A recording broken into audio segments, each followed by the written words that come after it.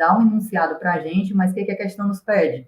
Mecanismo de ação dos antidiabéticos orais.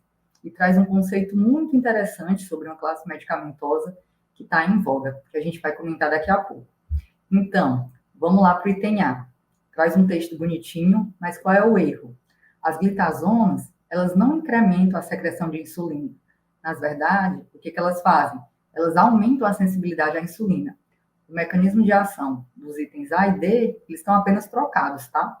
Então, sabendo que as glitazonas, elas aumentam a sensibilidade à insulina, o restante da alternativa está certinho.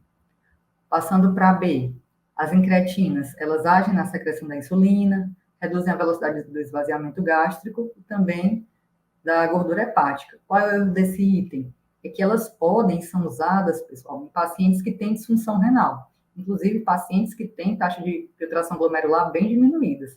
O erro do item é afirmar que não são, quando na verdade são.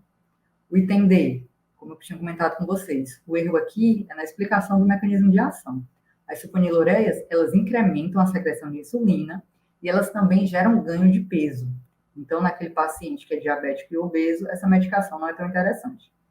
O nosso gabarito são os inibidores do SGLT2. Eles são tão bons, mas tão bons, que eles são usados para pacientes que não são diabéticos. Hoje em dia, a gente tem algumas indicações, porque eles reduzem de forma importante o desfecho cardiovascular. E aí, o mecanismo de ação é realmente por meio da glicosúria, o risco de hipoglicemia é baixo, também tem a vantagem de gerar perda de peso, tranquilo?